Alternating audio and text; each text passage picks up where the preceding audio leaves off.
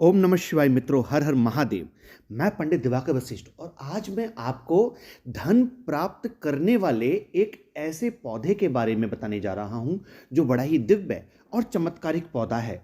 जी हाँ, कुदरत ने कुछ ऐसे चमत्कारिक पौधे हमको दिए हैं जिसके बारे में हमें पता तो नहीं है, लेकिन यदि उन पौधों को हम अपने जीवन में लेकर के आएं, यानी कि अपने जीवन के अंदर उन पौधों का इस्तेमाल करें, तो ये धन को कहीं ना कहीं खींचते हैं अपनी तरफ। ऐसे ही दिव्य और चमत्कारिक पौधे के बारे में मैं आज बात करने जा रहा हूं।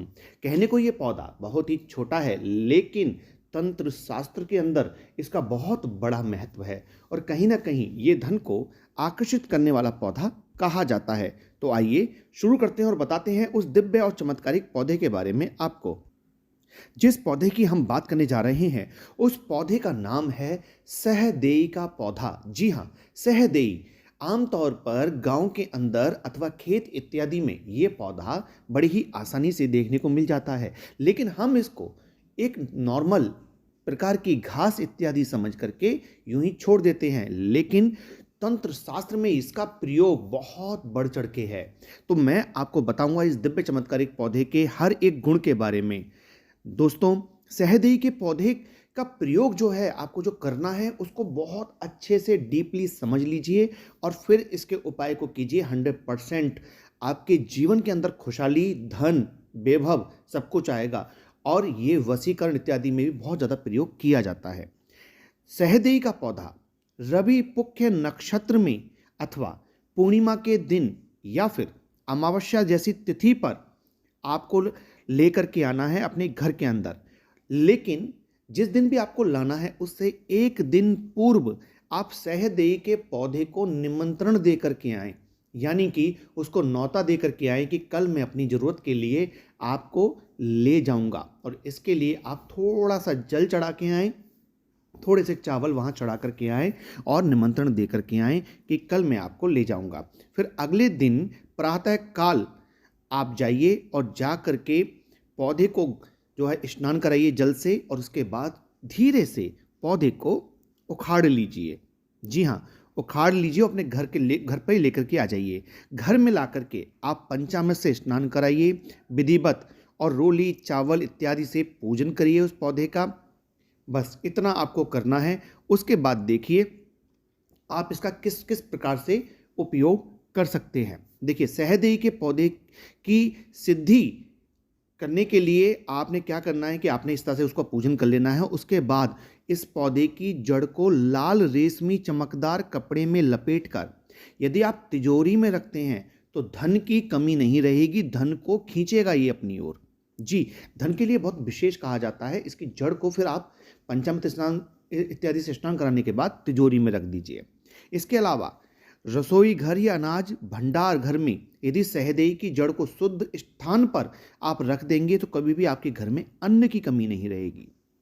घर के पूजन कक्ष में सहदेई की स्थापना, यानी कि इसका पौधा पूरा का पूरा यदि आप किसी गमले इत्यादि में लगा करके अपने पूजन स्थान में लगा देते हैं, मंदिर में लगा देते हैं, तो कहीं ना कहीं आपके घर में सुख शांति बनी रहेगी और वास्तु दोष भी आपके घर का खत्म हो जाएगा।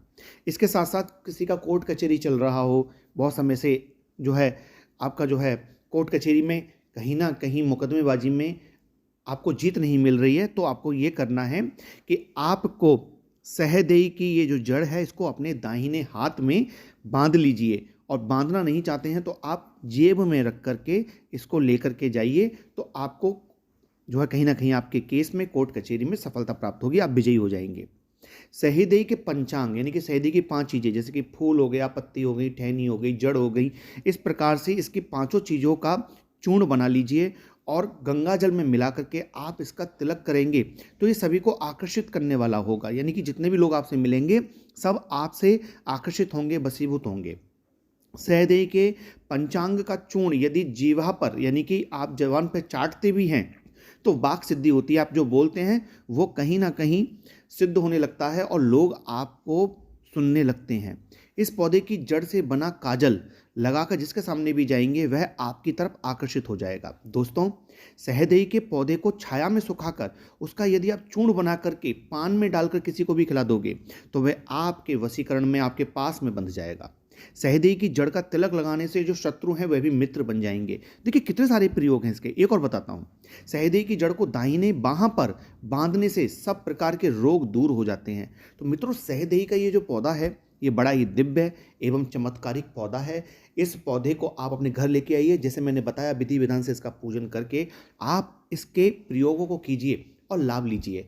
हमारे यहाँ इसको सहदेई बोला जाता है, आपके इलाके में इसको क्या बोला जाता है ये कमेंट के माध्यम से मुझे ज़रूर बताइएगा। वीडियो अच्छी लगी हो तो शेयर करिएगा और चैनल को सब्सक्राइब करके जाइएगा। जल्दी मिलते हैं आपसे, तब तक के लिए अपना ध्यान रखिए। ओम नमः शिवाय, हर हर महादेव।